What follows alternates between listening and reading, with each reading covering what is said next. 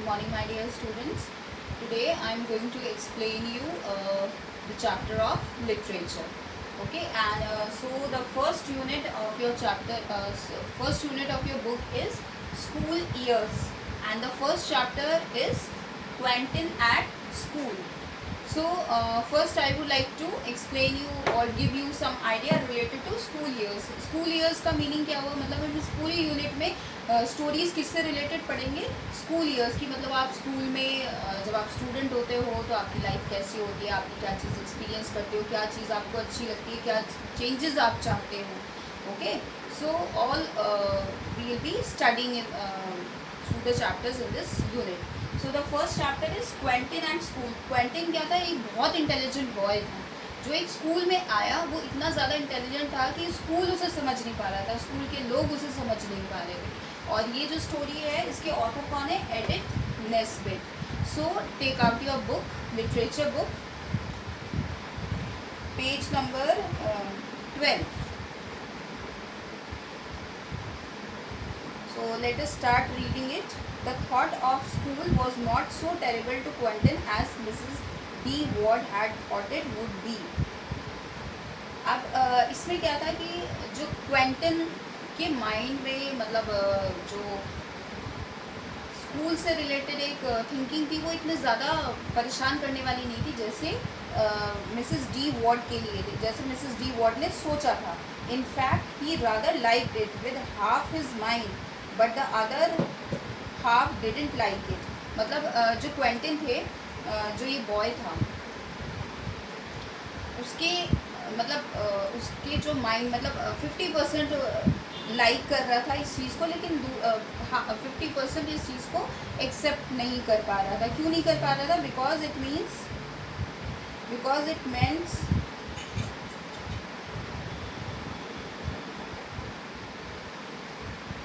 Parting from his mother who had been his only friend. वो क्यों नहीं accept कर पा रहा था इस चीज़ को? इसलिए क्योंकि वो उसे अपनी मम्मी से दूर जाना था, जो सिर्फ और सिर्फ उसकी फ्रेंड थी, बेस्ट फ्रेंड थी। But it was exciting to be taken to Southampton and have all sorts of new clothes brought for you, and a school trunk, and a little polished box that locked up to keep your money in, and your gold sleeve links, and your watch and chain when you were not wearing them. That means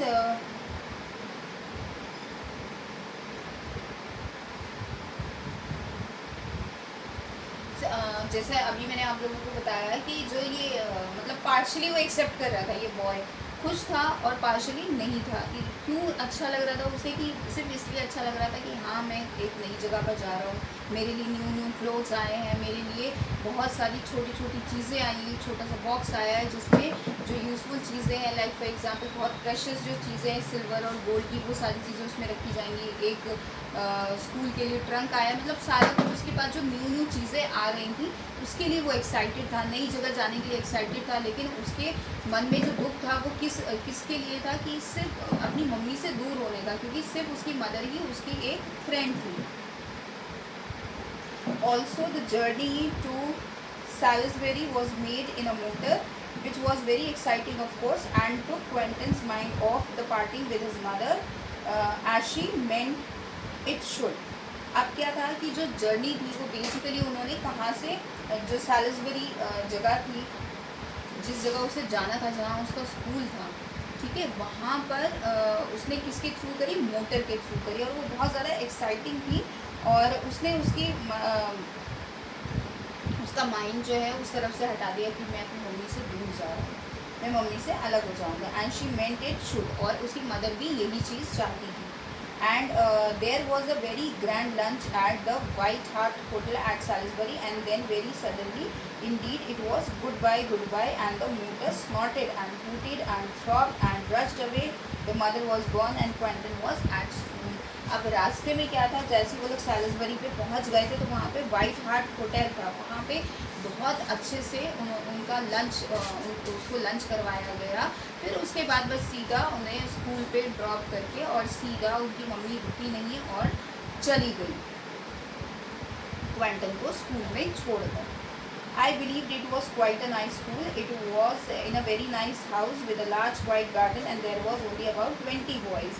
उसको ये लगा कि ये बहुत बहुत ही अच्छा school है, क्योंकि ये बहुत अच्छे से घर में बना हुआ है, बहुत बड़े से घर में जिसमें गार्डन भी है, और यहाँ पे सिर्फ और सिर्फ 20 बॉयज़ हैं.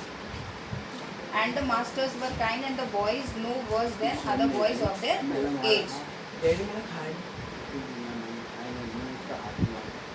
अब व्हाट इज़ देयर कि इसके अंदर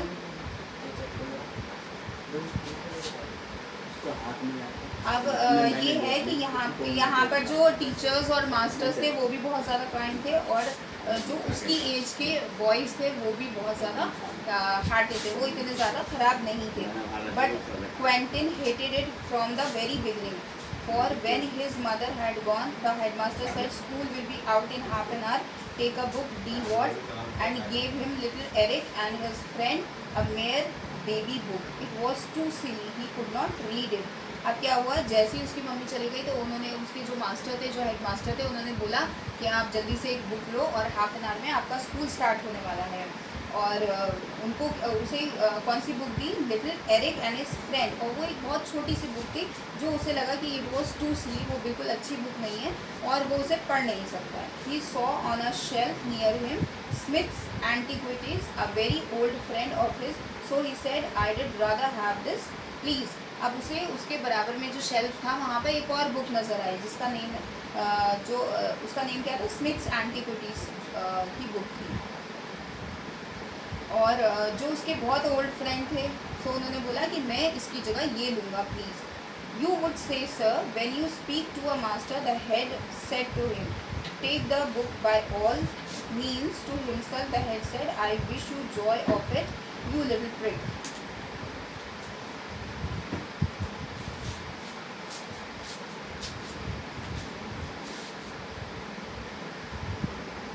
अब क्या हुआ कि हेडमास्टर ने बोला जैसा आपकी मर्ज़ी हो. बहुत ज़्यादा फ्रस्ट्रेट हो गया था, उसने बोला कि ये तो अपनी मर्ज़ी से चल रहा है, इसीलिए उसने कहा कि जैसा आपको, जिसमें आपको ज़्यादा अच्छा लगे आप वो चीज़ ले लो. ब्रेक का मतलब होता है कि जो दूसरे को ऑफेंड कर सके, मतलब मना करे या इरिटेट करे. When school was over, one of the boy was told to show Quentin his bed and his locker. जैसे ही स्कूल ओवर हो गया तो एक बच्चे से बोला गया कि क्वेंटन का बेड और लॉकर दिखा दीजिए. The matron had already unpacked his box and his pile of books was waiting for him to carry it over. अब एक जो मेट्रन थे, मेट्रन कौन होते हैं, जो मेडिकल इंचार्ज होते हैं या डोमेस्टिक कामों के जो चार्जेस उनके पास होता है वो. तो उन्होंने ऑलरेडी उनका जो ट्रंक था, उनका जो बैग था वो अनपैक कर दिया गया था, और उनके लिए एक पाइल ऑफ बुक्स क्वेंटन के लिए रखी गई थी जो उनको हैंड ओवर करनी थी.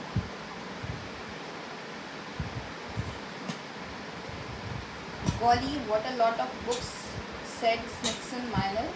What's this, Atlantis? It is a jolly story. It isn't a story, said Quentin, and just then the classical master came. What's that about Atlantis? He said. अब उसमें से एक जो था वो एक एटलांटिस थी. अब वो उसके साथ जो एक उसका बॉय था, उसने बोला अरे ये क्या चीज़, उसने पूछा ये क्या चीज़ है, गॉली ये क्या चीज़ है.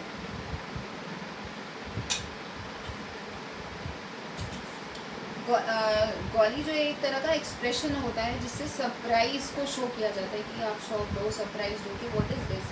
तो उसने बताया कि ये जो है स्मिथ्स, ये एटलांटिस जो है वो एक बहुत जॉली स्टोरी है, बहुत फ़नी स्टोरी है, इसमें इसको पढ़ने के बाद बहुत मज़ा आता है.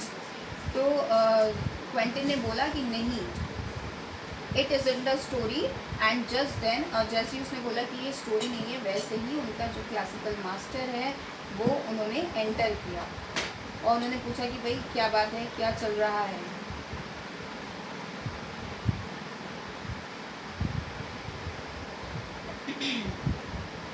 क्लासिकल मास्टर बेसिकली कि जो ग्रीक्स के कल्चर और ट्रेडिशन से रिलेटेड जो मास्टर्स हैं जिनके पास उसकी नॉलेज है. It's a book the new chaps got, said Smithson. तो स्मिथसन ने बोला कि जो नया ये जो बच्चा आया है इसके पास ये बुक है. The classical master glance at the book, मतलब उसने जो क्लासिकल मास्टर थे उन्होंने देखा उस बुक को. And how much do you understand of this, he asked, fluttering the leaves. उन्होंने बोला कि तुम्हें वो जो वो थे मास्टर थे क्लासिकल मास्टर, उन्होंने उससे पूछा क्वेंटन से ऐसे ऐसे लीव्स लाते हुए कि भाई तुम्हें इसके बारे में कितना पता है. Nearly all I think set Quentin. Quentin ने बोला मुझे ज़्यादातर इसके बारे में सब कुछ पता है. You should say sir when you speak to a master said the classical one and to himself he added. उसने बोला लिटिल प्रिक, उसने बोला कि जब भी आपको किसी मास्टर से या टीचर से बात करो तो आपको ऐड करना है सर, और उसको फिर वापस से वही चीज़ बोली गई लिटिल प्रिक. लिटिल प्रिक कौन होता है? ऐसा पर्सन जो दूसरे को ऑफेंड या इरिटेट करता है. Then he said to Quentin, I am afraid you will find yourself rather out of your element among ordinary boys. फिर उसने क्वेंटन से बोला कि मुझे ये लग रहा है कि आप जो नॉर्मल बॉयज़ यहाँ पे ऑर्डिनरी बॉयज़ रहते हैं उनसे आप अपने आप को बहुत अलग महसूस करोगे. I don't think so said Quentin calmly, adding as an afterthought sir. Quentin ने बोला नहीं ऐसा कुछ नहीं है. बाद में उसने सोचने के बाद सर ऐड किया. I am glad you are so confident said the classical master and went. और फिर क्लासिकल मास्टर ने कहा कि मुझे बहुत अच्छा लगा कि आप इतने ज़्यादा कॉन्फिडेंट हो इस बारे में. और फिर वो वहाँ से चले गए. My word, said Smithson minor in a rather odd voice. You did answer him back. Of course I did, said Quentin. फिर उसके बाद जो स्मिथसन थे उन्होंने उससे बोला कि तुमने टीचर को वापस से जवाब दिया. तो क्वेंटन ने बोला हाँ मैंने दिया. Do you answer when you are spoken to, और आपको आंसर करना चाहिए जब भी आपसे कोई चीज़ पूछी जाए. Smithson minor informed the interested school that the new chap was a prick but he had a cool cheek and the some sport might be expected. तो जो स्मिथसन थे उन्होंने और भी बाकी सारे जितने भी और स्टूडेंट्स थे उन्हें बताया कि जो न्यू चैप है वो जो है वो एक प्रिग है, लेकिन उसकी जो चीज़ है वो बहुत ज़्यादा कूल है और एक स्पोर्ट्स हम इससे कुछ स्पोर्ट्स भी एक्सपेक्ट कर सकते हैं. कूल चीक का मतलब है having a rude behaviour. Okay, sports मतलब a source of amusement and entertainer. After supper, तो इसका मतलब क्या हुआ, उन्होंने कैसे इंट्रोडक्शन दिया क्वेंटन का कि ये एक प्रिग है लेकिन ये बहुत ज़्यादा रूड बिहेवियर का बच्चा है और इसे हम एज अ एंटरटेनमेंट सोर्स भी हम इसको यूज़ कर सकते हैं. After supper the boys had half an hour recreation. अब सपर क्या होता है? सपर होता है tea time, evening time, evening tea time. ठीक है, फिर उसके बाद उनको हाफ एन आवर का रिक्रिएशन पीरियड दिया जिसके अंदर वो आराम से घूम फिर लें या प्ले कर लें, अपने गेम्स खेलें. Quentin who was tired picked up the book which a big boy had just put down. It was the midsummer night's dream. अब जो क्वेंटन थे उन्होंने क्या किया, उन्होंने बहुत ज़्यादा टायर्ड हो गया था, थक गया था, तो इसलिए उन्होंने वो लेट गया और उसके बाद उसने एक बुक उठाई जो एक बड़ा बच्चा रख कर गया था वहाँ पर, एक बिग बॉय रख के गया था और उस बुक का नेम क्या था? Midsummer night dream. Hi you could said the big boy don't pretend you read Shakespeare for fun. अब वो जो बिग बॉय था वो दोबारा आया, उसने बोला कि अब आप ये चीज़ मत प्रिटेंड करो, मतलब दिखाने की कोशिश करो कि आप शेक्सपियर ऐसे पढ़ते हो जैसे मतलब normally. That simple swank you know.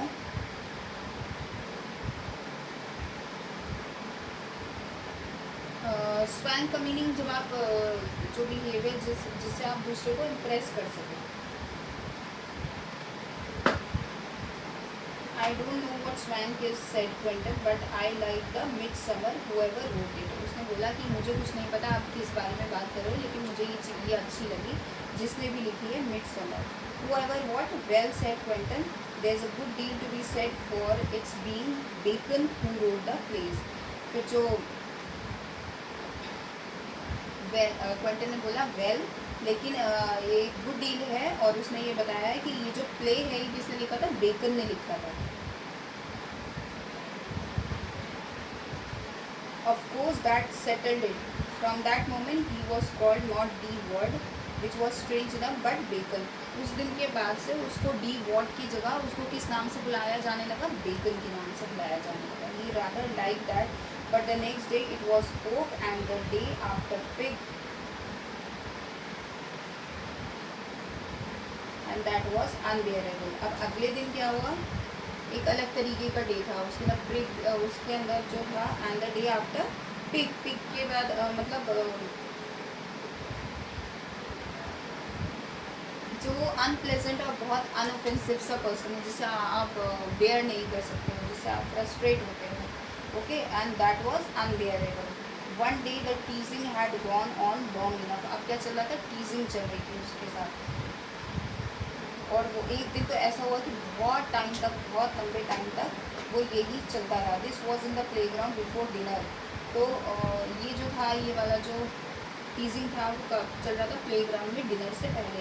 तो Quentin who had to keep his mouth shut very tight these days because of course a boy of 10 cannot cry before other chaps shut the book he was reading and looked up at Smithson Major, the boy who had been teasing him.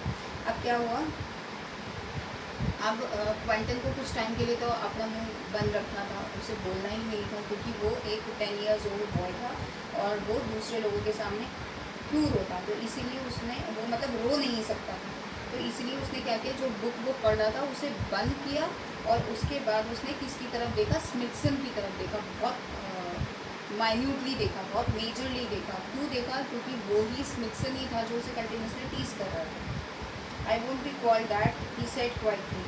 Who said you won't? said Smithson Major, who was 12. I say you will. If you call me that, I shall hit you, said Quentin, as hard as I can. अब Quentin ने बोला, अगर तुमने दोबारा से मुझे इस name से बुलाया तो मैं जो हूँ तुम्हें इतनी ज़ोर से मारूंगा जितना तेज़ मैं मार सकता हूँ। A roar of laughter went up and cries of poor old Smithson. Apologize, Smithy, and leave the omnibus. अब क्या हुआ, एक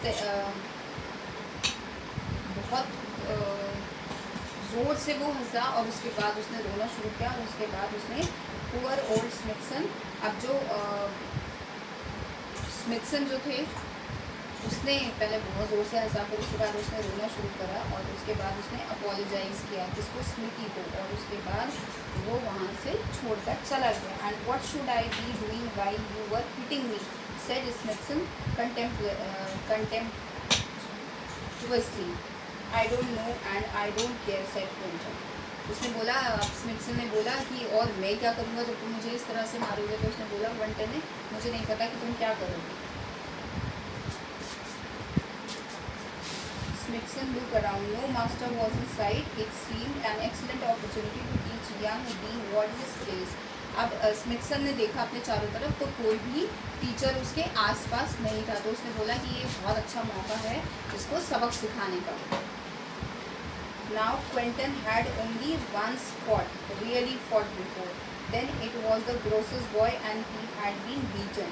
अब क्वेंटन ने सिर्फ एक ही बार लड़ाई करी थी, वो भी किससे, वो एक ग्रोसर्स का बॉय था और उसमें भी क्या हुआ था, क्वेंटन को ही मार पड़ी थी। But he had learn something since and the chief conclusion he now Drew from his memories of that fight was that he had not hit half hard enough, an opinion almost universal among those who have fought and not one. अब क्या हुआ, उसने अपनी पुरानी यादों की तरफ गया और उसने सोचा कि भाई मेरा क्या हुआ था। उसका सारी चीज़ें सोचने के बाद उसका जो कंक्लूजन निकला, उसको ये आया समझ में कि मैंने मतलब जितना हार्ड मैं बोल रहा हूँ उससे हाफ भी हिट नहीं किया था, और उसने वो जीता भी नहीं था। So as the fist of Smithson major described a half circle and hurt his ear very much. Quentin suddenly screwed himself up and hit out with his right hand straight and with his whole weight behind the blow as the grocer's boy had shown him. अब क्या हुआ, Smithson ने जैसे ही उठकर और सीधा उसकी टांग पे बहुत जोर से मारा, तो क्विंटन ने और एकदम खड़ा हुआ और उसके बाद उसने अपनी राइट हैंड से स्ट्रेट अपनी पूरी बॉडी के वेट के साथ उसको जैसे ग्रोसस बॉय ने उसे सिखाया था वैसे ही उसे हिट किया. All his grief from his wounded father, his sorrow at the parting from his mother, all his hatred of his school and his contempt from his school fellows went into the blow. अब क्या हुआ, जितना भी सारा frustration था, चाहे वो उसके फादर की तरफ से हो, चाहे मदर या स्कूल की तरफ से या फिर उसके स्कूल मेट्स की तरफ से हो, वो सब कुछ उसमें उसके अंदर आ गया था और वो हेटेड सारा उसके थ्रू उसने बहुत ज़ोर से ब्लो मारा था. It landed on the point of the chin of Smithson Major, who fell together like a heap of rag. और फिर वो उसके कहाँ लगा, यहाँ चिन पर लगा और सीधा वो ऐसा गिरा कि जैसे heap of rags.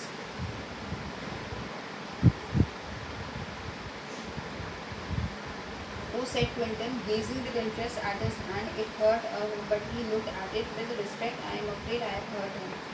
अब क्या था कि क्वेंटन को तो अपने ऊपर बहुत ज़्यादा गर्व हो रहा था कि मैंने इतनी ज़ोर से मार दिया, लेकिन फिर भी उसके अंदर डर था कि मैंने इतनी ज़ोर से उसे मार दिया और उसको चोट लग गई है. He had forgotten for a moment that he was in an enemy's country and so apparently had his enemies.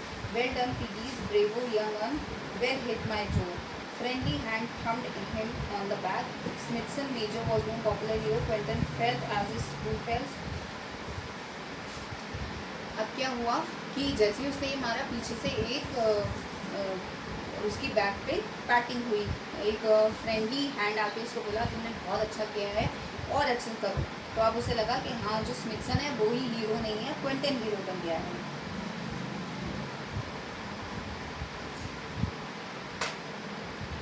It is one thing to be called pig in enmity and derision, another to be called piggy in affection.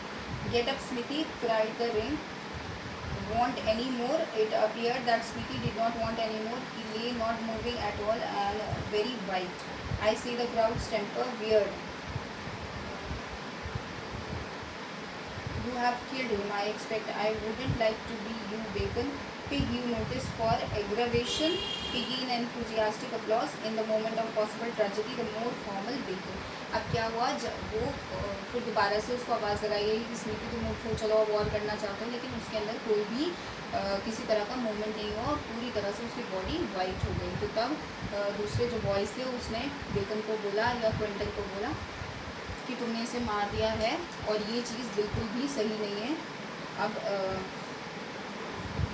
you will be in trouble. I haven't, said Quentin, very white himself. But if I have, he began by calling names. Smithson moved and grunted. A sigh of relief swept the ring as a breeze swept a conflict. He is all right, a fair knockout. Piggy's got the use of him. Do Smithy good. The voices hushed suddenly. A master was on the scene, the classical master. अब क्या हुआ कि थोड़ी देर के बाद उसके अंदर movement हुआ, उसने आवाज़ लगाई है तो सब लोग बिल्कुल क्वेंटन के अंदर एक सेटिस्फेक्शन आया कि ही इज़ ऑल राइट. और वैसे ही जैसे ये सब कुछ हो रहा था उसी टाइम पर एक जो उनके टीचर थे, जो क्लासिकल मास्टर थे, वो वहाँ पर आ गए. Fighting, he said, the new boy. Who began it? I did, said Quentin, but he began with calling names. अब उन्होंने पूछा कि न्यू बॉय ये फाइटिंग हो रही है, किसने स्टार्ट करी?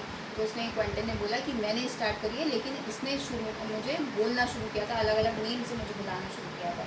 Sneak, murmured the entire school, and Quentin, who had seen no reason for not speaking the truth, perceived that one should not tell all one knows, and that once more he stood alone in the world. Quentin को ये लगा कि उसे जो चीज़ पता है, मतलब उसे सच्चाई नहीं छुपानी चाहिए, लेकिन फिर भी उसे वापस से उसने ये चीज़ समझ में आई. उसको ये चीज़ समझ में आई कि जो भी चीज़ें उसे पता है वो सारी चीज़ें हमें सबके सामने नहीं लानी चाहिए. और आज इस टाइम फिर वो एक अकेला खड़ा हुआ था, बाकी सब एक साइड थे. You will go to your room, dear. What, said the classical master, bending over Smithson, who, having been knocked silly, still remained in that condition, and the headmaster will consider you case tomorrow. You will probably be expelled. अब classical जो master थे उन्होंने Quentin को बोला कि अब तुम जाओ अपने रूम में, और ये वाला जो केस है ये उसकी तरफ देखते हुए, उसकी तरफ झुकते हुए, जो स्मिथसन अभी भी वैसे ही पड़ा था, उसी पोजीशन में पड़ा था, उसको देख के उन्होंने ये बोला कि हेडमास्टर जो है आपका केस कल देखेंगे और मुझे पूरा यकीन है कि आपको एक्सपेल्ड कर दिया जाएगा, आपको टर्मिनेट कर दिया जाएगा.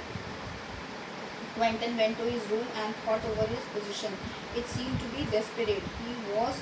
He too knew that the classical master was even then saying to the head, "He's got something in him, break or no break, sir." "You were quite right to send him to his room," said the head. "Discipline must be maintained, as Mr. Ducker said, but it will do Smithson Major a world of good. A boy who reads Shakespeare for fun and has views about Atlantis and can knock out a bully as well. He'll be a power in the school, but we must let him know it."